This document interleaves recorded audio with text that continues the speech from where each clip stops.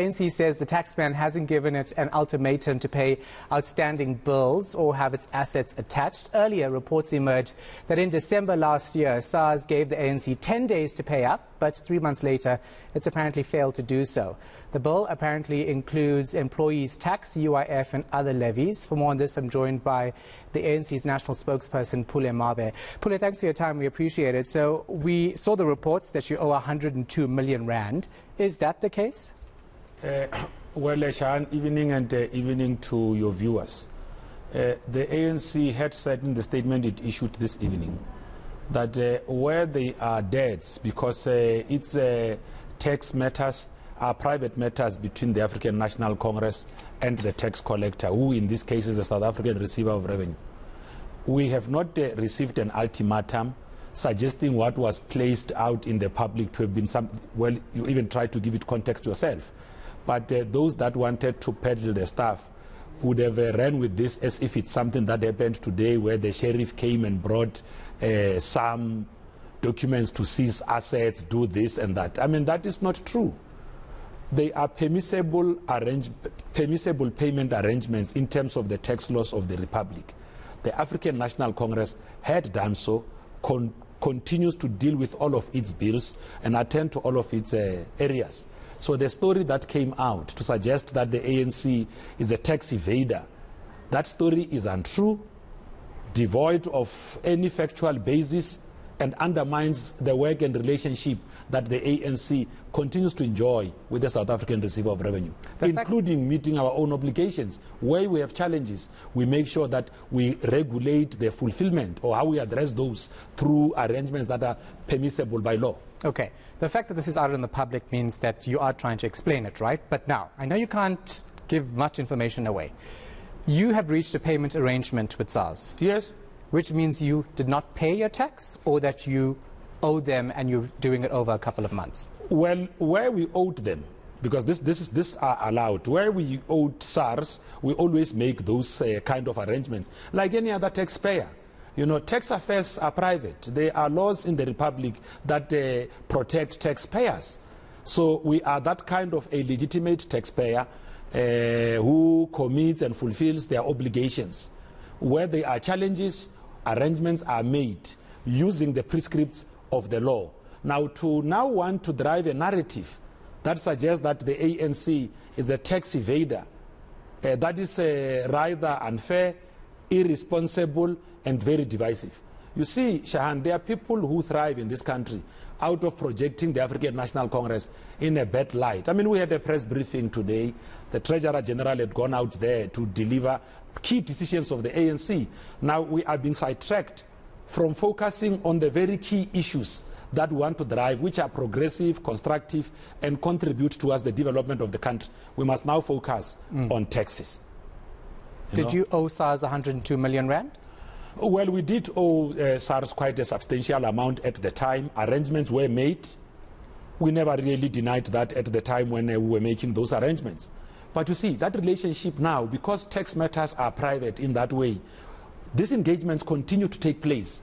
The Treasurer General of the ANC, Comrade Pule Mabe, as the head of the Treasurer General's office, meets with SARS from time to time to make sure that where there are issues that need threshing out, you will know that there would have been a number of challenges at a certain point that really made parties incapable of meeting certain of their obligations. One such issue was the Political Party Funding Act, which effectively laid out a new trajectory on how parties sought to raise funds. Okay, as you try to get away from this tax evader label, tell me this 102 million or substantial amount that you're talking about.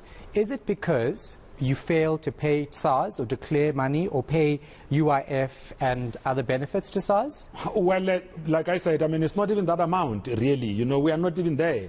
But also, because these are private matters, when they are private matters, it also means that sharing of their details also falls within the province of confidentiality. Because then they can't be private, and then while they are private, be shared within a different context. Then it undermines that very relationship that we and SARS enjoy. There was apparently a judgment in December, though, and that makes it public record, that you pay SARS this money and that arrangements needed to be made. And that's where it emerged that you were given 10 days to actually pay up or your assets would be attached. Well, Shan, is it not interesting that we are told of this 10 days even after Human Rights Day? We are told of this 10 days a day after the National Executive Committee. Why is it the case? If these peddlers wanted to really craft their peddling proper, why didn't they do it at the time? Why wait for 3 months and after 3 months want to regurgitate a story that is dead and make it look new out in the public? No, but did you go to court and was that the judgment? No, don't worry. There are processes. I mean, if you are a taxpayer, you will know that they are processes. No, Pule, I must worry. If you were taken to court by SARS in December and told to pay up, that means that you did not pay up when you were supposed to because they had to take you to court. Well, you see, because these matters don't even require any spinning of sort. If I was sitting here with you looking at the documents, you see, the disadvantage between you and me is that because of that background research, you sit with documentation as we move along. But had I known that part of the reference point I would have needed to look at would have been this historic data, I would have been able to then give much more factual basis on some of these things. Because it's not necessary. I mean, facts are facts. The ANC has got arrangements with SARS where it has got debts, it makes payment arrangements and then fulfills its own areas. So the ANC is a responsible corporate citizen. It meets its own obligations. Where it can't, because of whatever reason, it then makes sure that together with those relevant institutions, arrangements are made. These things are allowed in law. You see, what we cannot do, even if the ANC is a ruling party, we must never try to create an environment where there must be laws for the ANC and laws for other entities. Doesn't work. There is only one constitution in this country, Act 106 of 1996. And all of us must really submit and subject ourselves to undertakings of that constitution. Yeah. So has the ANC ever failed to pay employees' tax or UIF to SARS? Well, the things that the ANC would not have been able to fulfill to the South African revenue services would have been contained in our own arrangements with them, including governed by that kind of confidentiality that ourselves and SARS hold our relationships dear to. The fact that those that are at Lituli House in the TGO, led by our Treasurer General, do have these engagements. I mean, these engagements are being held from time to time. I mean, because we in the ANC respect the role that SARS plays, because it is out of the collections that SARS makes that it is able to provide to national fiscus so that schools are built, there's road infrastructure, many other things are provided for. There is a strong public service. So we cannot ourselves not meet our obligations. Where there are challenges and we are unable to deal with those, we then make sure that we use the prescripts of the law. So those that came out to say, you know, a tax evader is a person who knowingly with resources do not meet their obligations. That's why I'm asking you if you fail to pay your employees' tax or UIF, because that would be a tax evader. No, that's what I'm saying to you. The issues that would not have been fulfilled at the time because of a challenge. No, if you can't pay tax because at that time you don't have monies to do so, that's not evasion. Evasion is if you have got money. But when you eventually paid your staff, did you pay their tax? A number of things had taken place, which I said they fall within that province of confidentiality. We have got a confidential relationship with SARS. We must be seen acting responsibly ourselves in that manner. Tax affairs, like I've said, are handled by our own TGO. Yeah. The ANC doesn't evade tax. The ANC engages with SARS from time to time, and it will continue to do so even in the foreseeable future. I know you say you can't give me details about this December court order, but can you confirm that you did go to court, SARS did take the ANC to court in December over this issue? I will have to check the exact records and all of that. I mean, we talk from time to time. Yeah. In one of our future coming interviews, we might just want to start with this question. No, you come tomorrow. Come back tomorrow and let me know. I don't have a problem. Because if the ANC was taken to court by SARS to pay up, that means that you have failed to actually pay previous agreements.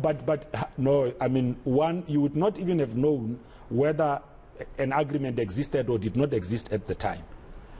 When the ANC was advised of some of these litigation processes, part of the things that were done was to make sure that we use what is available within the law to then conclude an agreement with SARS.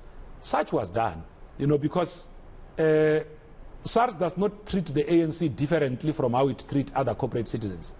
It treats them in the same way. And when faced with such challenge, we then fulfill our obligations in line with what the law allows for. Okay. Yes. I have to leave it there. I'm going to speak to you tomorrow night at 7 p.m. No, I don't want you to make that commitment to your viewers.